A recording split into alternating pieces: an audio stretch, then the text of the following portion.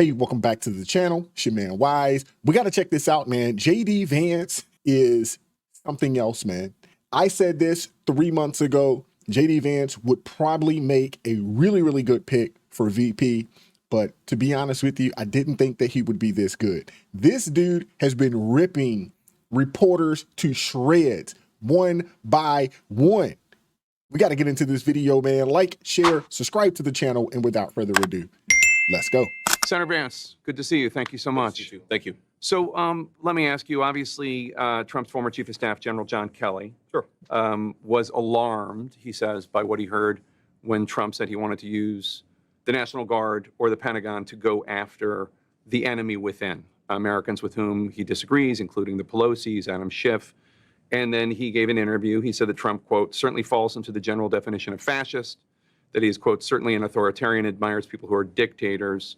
You've called him a disgruntled former employee, but why shouldn't Americans out there listen to somebody who worked closely with Trump, worked with him longer than you've worked with him, retired four-star Marine general, served his country honorably, who is conservative, who says he agrees with Trump on most policies, but is worried about this aspect of Trump?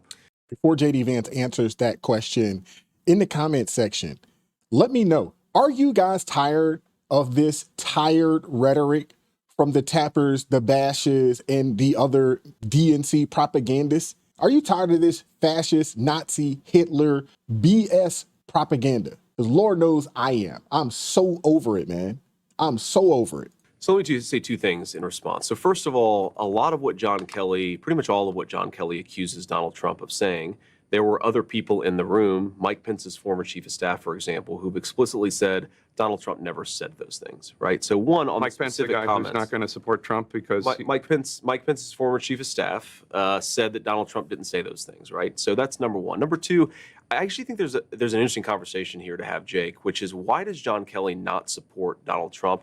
It's about policy. It's actually not about personality. He says he agrees with Trump on most policy. No. He agrees with Trump on most policy. He disagrees with Trump on how Trump views his role and his and the fascism and the authoritarianism. I don't buy that, Jake. I don't buy that, because if you actually look at John Kelly, at folks like Liz Cheney, the fundamental disagreement they have with Donald Trump is, even though they say that they're conservative in the sense that they want America to get involved in a ton of ridiculous military conflicts. They want America to police the world, and Donald Trump wasn't. John Kelly lost a son in Afghanistan. Why are you saying that he, like, I've never heard John Kelly say whether he supports of Iraq or Afghanistan. And I honor his son's sacrifice, and I honor his family's sacrifice. That doesn't mean he's not wrong about policy. What specifically are you talking about? What has he said? Is your argument that a person who lost a son in Afghanistan can't be wrong about public policy? I'm asking then you. Why bring that up? Let's talk about public policy, because I've never criticized his service or his son's service. I brought it up because you're acting as if he is pro-war, and I've never heard him say whether or not he supported the war in Afghanistan or the war in Iraq. He was a general carrying out orders. Because I know John Kelly's worldview, and I know the people who have attacked Donald Trump the most vociferously on foreign policy. They'll say, well, he's a dictator, when what they really mean is they won't listen. Donald Trump wouldn't listen to the leadership of the military when they wanted him to start ridiculous conflicts. That is a consistent theme.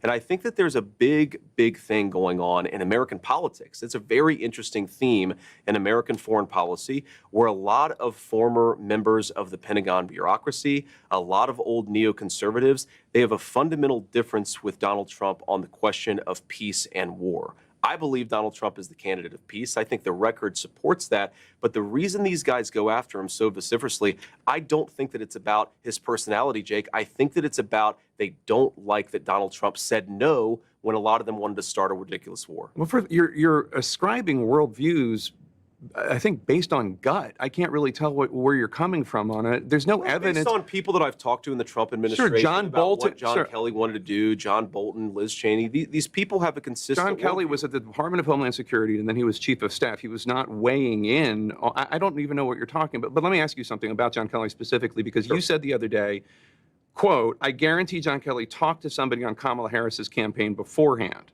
before he did this interview. Now, I've spoken with people in John Kelly's circle, and I've spoken with people in the Kamala Harris campaign. They say there's been no communication the entire time. So where did that come from? Oh, I'm highly skeptical of that, Jake. You know the way. I would agree with that as well. Really? Really? The people that lie to us on a day-to-day basis, we're supposed to believe in their word? Their word doesn't mean a whole lot to us. That these attacks work. You know the way that these people are often vetted by a campaign. So you made it up before something goes out there? No, I said that the American media and the American Democratic Party apparatus works a certain way. If it comes out that John Kelly never even spoke with a person in the Kamala Harris orbit, then I'm happy. You're telling me that based on secondhand conversations with John Kelly. And it's interesting. We've now spent, Jake, 3 minutes talking about John Kelly. If it is true that he never spoke with anyone in Kamala Harris's orbit, I'm happy to apologize to John Kelly for misstating how he delivered this news to the Atlantic magazine. But let's talk about who did he deliver this news to? To Jeffrey Goldberg, a guy who lied the United States into the Iraq War, which led to the deaths of millions of innocent Arabs and thousands of innocent Americans. You don't go to that guy if you don't have a particular ideological motive. I think that's what's going on. If I'm wrong, I'm happy to say that I'm wrong. I think it's interesting that you think that a magazine writer lied the American people into war. Well, he encouraged it. He wrote stories that were dishonest. He wrote a story about the gassing of the Kurds in I forget if it was the Atlantic or the New Yorker, but I'm actually referring to John Kelly talking to the New York Times. He wrote stories, by the way, where he took what intelligence officials in the American Pentagon bureaucracy said and wrote it as the gospel truth. And this highlights the entire point that I'm making about Trump's foreign policy, is this is a guy who wants to use American troops sparingly. He wants peace through strength. It's why his foreign policy was so successful during his first term. It's all the same people who were wrong about Iraq. They were wrong about the quagmire in Afghanistan. They were wrong about Syria. They were wrong about everything. And now they're coming after Donald Trump because he actually has a realistic and cautious foreign policy. I'm talking about people who worked for Donald Trump in his first administration. That's what I'm talking about. I'm talking about not just John Kelly, but Mark Milley, who was the Trump-appointed chairman of the Joint Chiefs of Staff. Who disobeyed Trump's direct orders on troop redeployments in Syria. And I'm talking about the guy that had your job.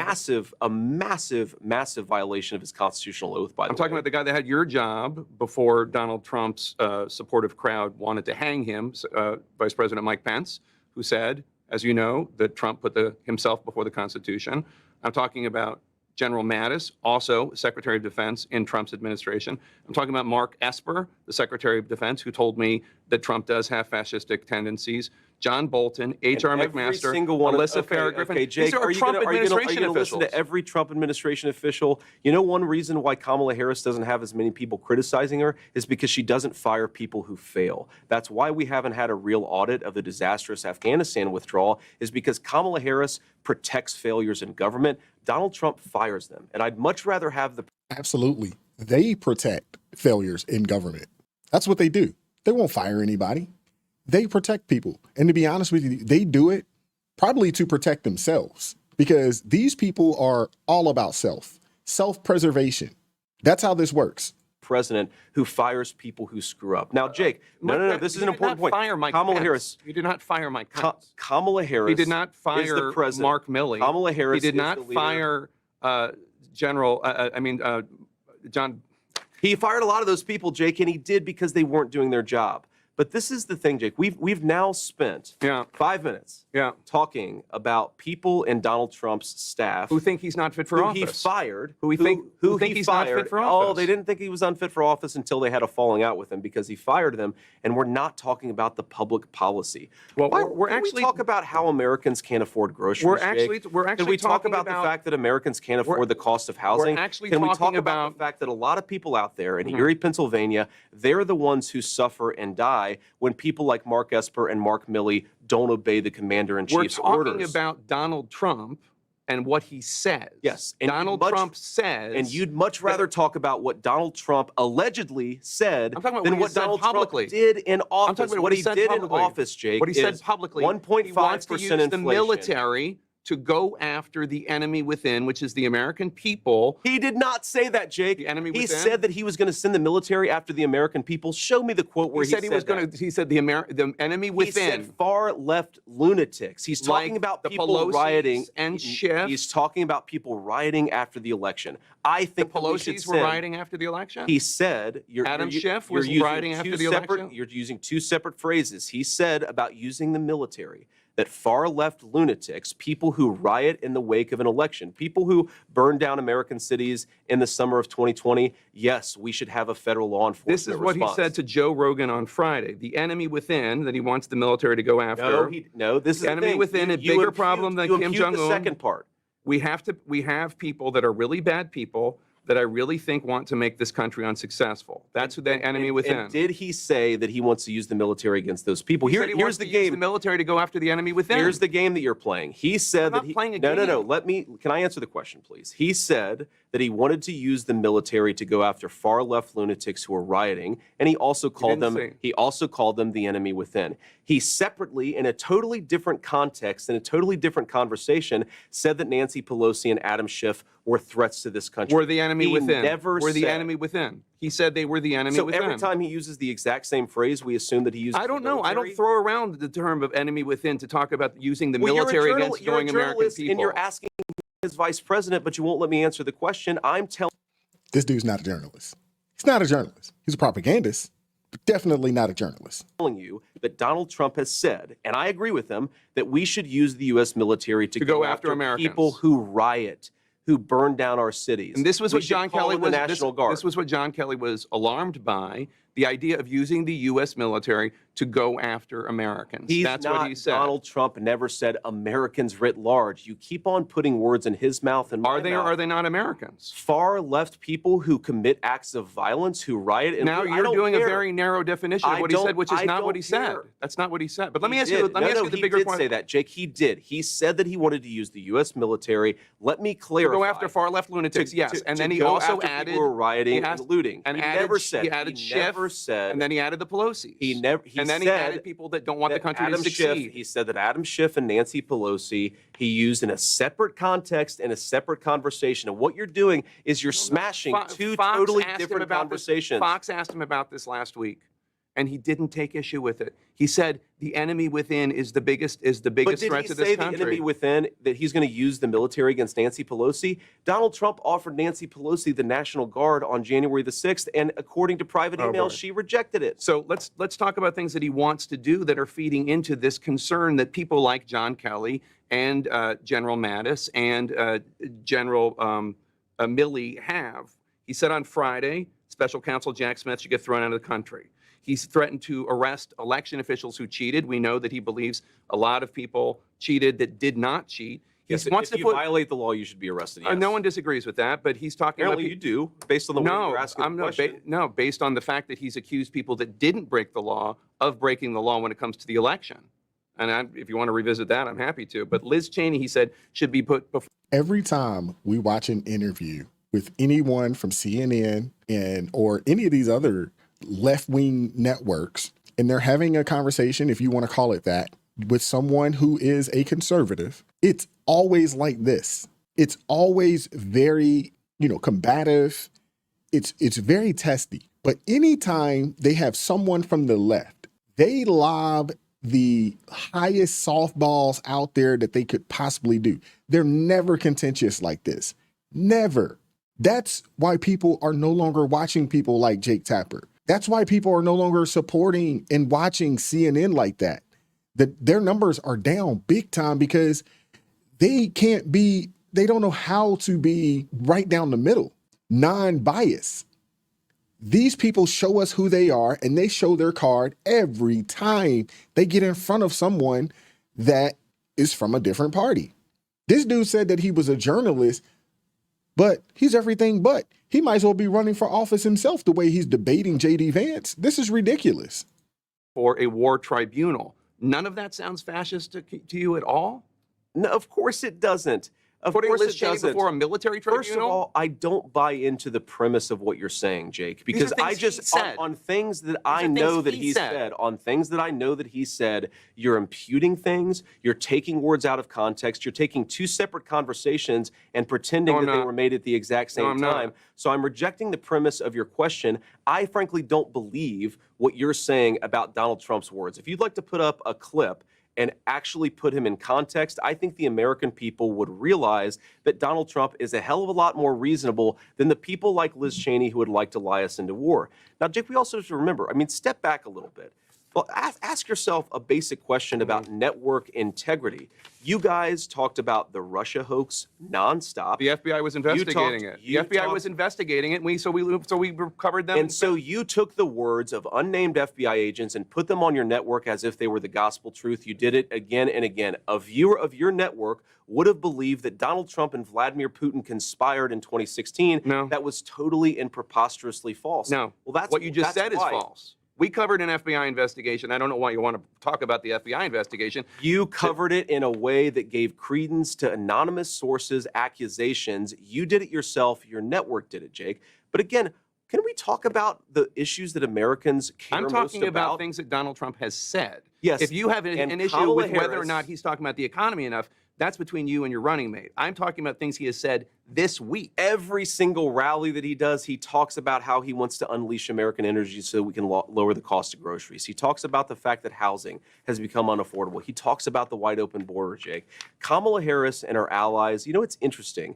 Kamala Harris and her media allies, and I would put CNN in this category. You guys, they wouldn't. You guys seem to care. I'll tell you that they wouldn't. Well, they should watch your network more because you guys seem to care more about Donald Trump's past than the future of the American people. We're running this campaign on making the American dream. I'm specifically asking about how Donald Trump is going to be president in the future should he win, and then we're being told he's going to pursue economic policies that lower the cost of groceries and make life more affordable again. He talks about it every single day on the campaign trail, and so do I. What you're talking about is an anonymously sourced story, or one guy nothing anonymously sourced, or who one guy who is a disgruntled employee. I told you 5 other people pushed back against him and said that what he said was dishonest. So why don't we talk about the policy that's affecting American citizens and not what Donald Trump allegedly said, according to one guy who's pissed off because he got fired by Donald Trump? I didn't bring up any of the things that he said. He said I didn't bring up. You brought up John Kelly, and that I just described. I brought up John Kelly's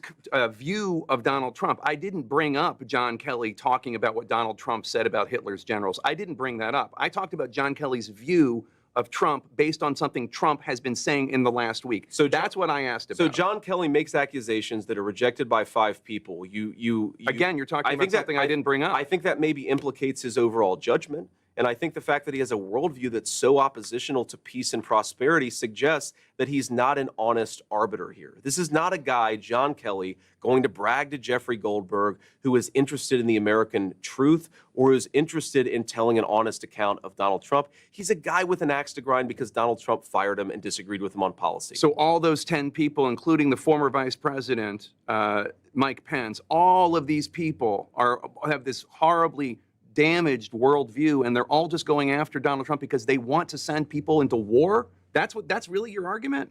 Absolutely. It's not like these are conservative. Absolutely, that's my argument. These are not conservative Jake, Republicans. These aren't conservative Republicans who are concerned about Donald Trump. They're not. That's not right. All of these people, Jake, they came into office thinking that they could control Donald Trump. That when he said he wanted peace in the world, Mike Pence thought he could control Donald Trump. Yes, he did. And when he found out that he couldn't, they all turned on Donald Trump, and a lot of them got fired. And we're running, and we're trying to staff the government with people who are going to govern according to principles of peace and prosperity. Let me ask you. They're pissed off about it. Let me ask you, because we're being told that we're over. Yeah. One more question, because we have to go to this rally. You are running to be vice president of the United States. Of course. And there is a 50-50 chance, maybe better, I don't know, that you're going to succeed. Are you running to be vice president of the United States, or are you running to be vice president of the red states? Because if you win... That's such a BS question. That is such a BS question.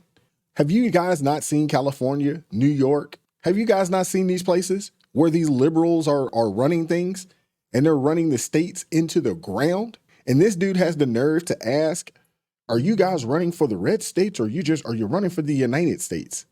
Of course they're running for the United States. And to keep it real, when Trump was in office the first time around, the country across the board was doing extremely well, to include CNN. They made a whole heck of a lot of money during the Trump administration, bashing him and trying to tear him down and tear his administration down every single day. They made a ton of money. I don't know who owns and who's invested in CNN, but whoever it is, they made a ton of money during that time frame. And I would assume that they're quietly hoping that Trump wins this time, because they're going to spend another 4 years doing exactly what they just did, and their ratings are going to spike, and they're going to make a whole heck of a lot of money if that happens. And there's a decent chance you will, you're going to be vice president of childless cat ladies. You're going to be vice president of legal Haitian migrants in Springfield, Ohio. You're going to be their vice president too. Are you running to do that? Jake, of course I'm running to be the vice president of all Americans. I'm running because I want people to be able to afford a good life in this country. You know how I grew up. You know that I grew up in a family where things were often tough. I want, whether you're in a blue state or a red state, whether you're going to vote for Trump or you're going to vote for Harris, I want you to be able to have a good life in this country. But what's not going to happen with the broken leadership in Washington, D.C. Let me give you a statistic, Jake, because here is what the leadership of people like Kamala Harris and Nancy Pelosi, and yes, Mike Pence, over 30 years in this country has led to. A person with a bachelor's degree lives 7 years longer than a person without a bachelor's degree. There are a lot of people who have gotten rich and powerful off of American decline. Some of them have had R's next to their name. Some of them have had D's next to their name. And the first person who I believe is really putting the interests of the American people first is Donald J. Trump. So yes, we're going to be the president and the vice president for all people. The only way to do that is to reject the failed consensus. All right. Thanks, Jake. Thank you so much, Senator. Wow. It's a great interview, man. Great interview. JD Vance, man, he is that dude, man. He is. JD Vance is that guy. I love his background. If you guys haven't checked out Hillbilly Elegy, watched the movie or read the book, either or, I think the book is a whole heck of a lot better than the movie. I've done both. The book is phenomenal. If you haven't checked it out, this dude comes from the bottom, super smart. I think his mom was really smart like that as well. She just got caught up in drugs and there's a whole host of people across this country that's, fallen a victim, to this drug epidemic that we've had in this country. It's a crisis, and it's still a crisis, especially with this open border that we have going on right now, with the amount of fentanyl coming across our border. And what we do know is that it's killing Americans like no other. We've never seen anything as devastating. Right here where I live at, there's signs right down the way. I live right down the way from the police station. There's signs out there about the amount of overdoses and things of that nature. It is just startling. Every day that number ticks up. Every day. And then it starts back over at 0 on January 1. But it is just startling. We have a country to save. And it's people like JD Vance who has a real dog in his fight. Think about this, man. JD Vance has 2 young children. 2 young children coming up. And yes, he's a senator and future vice president. And his kids are going to come up with a certain amount of privilege that maybe some kids in the hood or some kids in the area he grew up at, they're not going to experience. But what I do know is that during that Trump administration, the amount of small businesses that were cranked up, the amount of jobs that opened up, the fact that there were more jobs than people during that time frame. Think about this, man. There were more jobs than people. The companies were complaining that they could not hire enough people. They couldn't find them. I know this to be true. I've worked in that industry for a very long time. I know it to be true. The competition was fierce. Wages were great. And the fact that a Jake Tapper here, who calls himself a journalist, has the nerve to do what he's doing. And it's just so frustrating because these people, the amount of vitriol, combative as they are with conservative folks out there, they don't have nowhere near as much smoke for liberals when they are on their platform. They're super nice and friendly, and there's never a contentious back and forth. It just doesn't happen with these people. But anytime they speak with someone that is a conservative, it gets very combative, very contentious, and it's just a problem. And to be honest with you, a lot of Americans are seeing through this. We're not stupid. We're not dumb. We can see exactly what they're doing, and it's just so frustrating, man. And it's a breath of fresh air for someone like JD Vance and, even Trump just being him. Yes, he's a brash New Yorker, but the things that is something that a lot of us appreciate about Trump. We appreciate the fact that what you see is what you get. Who he is who he, what you see is who he is on a day-to-day basis. From one rally to the next, he's not trying to put on any accents. He's not trying to pander or any of those things. He's not doing any of that stuff. He's just being him and telling you, like, hey, we got a country to save, as my guy Larry Elder would say. Let me know what you guys think about this, man, in the comment section. JD Vance once again puts on a masterclass once again. And it's just so crazy to me because 90% of the media is left-leaning, is liberal. That is something that has to change, and it needs to change ASAP. We got to get some daggone, we got to find a way to, get some parity here. We got to figure that out. We got to figure a way to get half of these companies to be, liberal and the other half conservative. We got to figure this out, man, because what they have going on right now is just completely outrageous. But hey, what do I know? I'm just a dude talking ish on the internet. Let me know what you guys think in the comment section. Like, share, subscribe to the channel. Drop me a comment. I'm looking forward to hearing from you guys. Consider joining the ARP family. Hey, it supports the team. I have people that work with me that help me do what I do on a day-to-day basis, man. So this right here, man, it helps them. Keep God first in your life. Stay prayed up, and we'll catch up with you all next time. Peace.